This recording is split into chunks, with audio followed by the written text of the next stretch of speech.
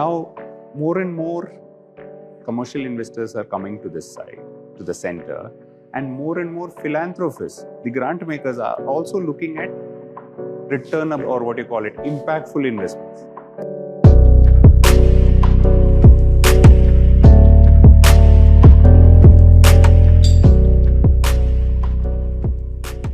I'm part of an organization called British International Investment. We are UK government's DFI, and our largest stakeholder is FCDO, which comes under the UK government.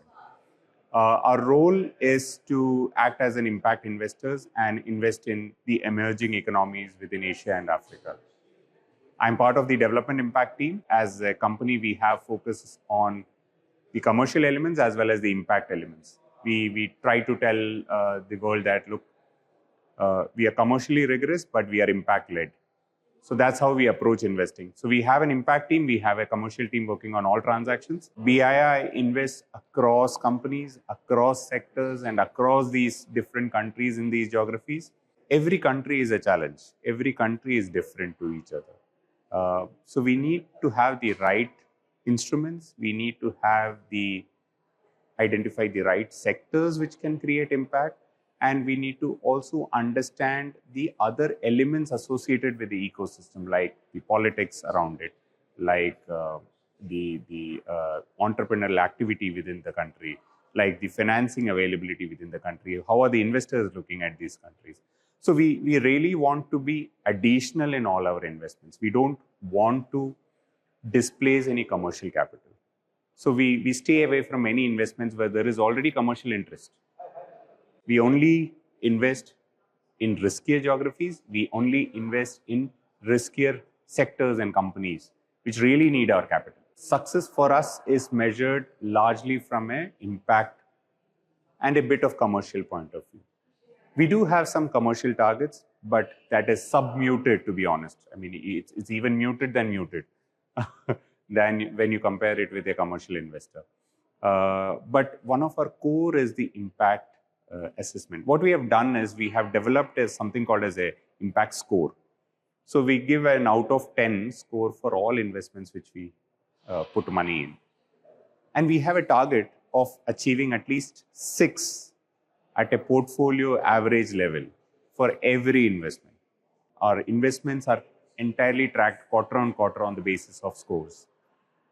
So that's how we want to position ourselves. We want to position as an investor who's very clear on where they want to invest and very clear on what sectors they want to support, and also tracked through these impact scores. So it's not that every transaction which gives us a 10, let's invest in.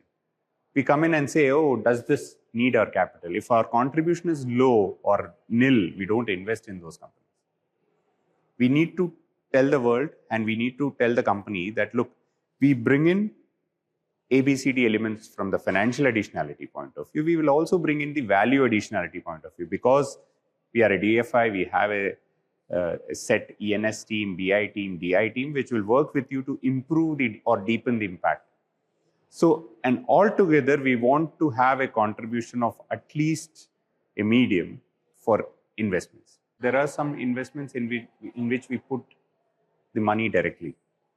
There are some investments which are intermediated. We can put money in a fund and they will further invest in companies. There are some, say, with a financial services. So there could be an NBFC which we are supporting, which will further lend to some SME and then create impact.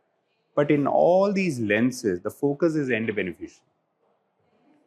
We will only invest in money if it is reaching the right people or planet. So we only invest in people or planet. So we can invest in an EV, but if it is targeting the right climate mitigation measures which we do. The biggest advantage which BIA has compared to most other investors is that we have offices in these countries. We have 2 offices in India. We have one in Pakistan, Nepal, Bangladesh. We have an office in Singapore. So which basically brings in the insights or the on-ground realities of investments. The second, we have set up country-level advisories. So we have pulled in multiple eminent personalities to form that advisory council, who advise us on our investments, on what our strategy should be. So this is how we approach most of these countries, and this is how we ensure that what we are doing is impactful. In Singapore office is our one point contact for the entire Southeast Asia region. We believe that that's a region which has a lot of potential. So we might think of moving to other geographies as well. But for the time being, the Singapore office acts as an anchor for most of these countries. Most of the investors are looking at planet in a very serious way, and that's the right approach. In the last few decades, we have probably degraded the planet so much that whatever we put in is minuscule compared to what is needed. But the good part is the commercial investors are now moving towards the climate or the more impactful stories. So if you look at the impact investing ecosystem, and this is when I started getting into this. So if you look at a band, so on one side of it, you have the grant makers, the philanthropists who provide grant to companies. On the other side of it, you have the commercial investors who are, if I can use the word, blue-blooded, who purely look at commercial returns. Impact investors sit somewhere in between.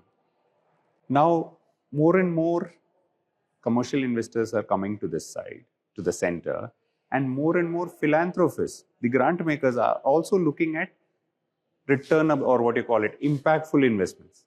Results-based aid is something which is also picked up. So unless and until you have these results coming in, you won't get the aid. So it's a good problem to have, but yeah, we need more capital. Every investor has a very different lookout. Now, when we did the 22-26 strategy, we believed and we committed that we will invest more than $600 million in the Southeast Asia region purely on climate. Now, from a number point of view, you feel that this may not be that great. But what we are trying to do is we are trying to mobilize further commercial capital by using this capital.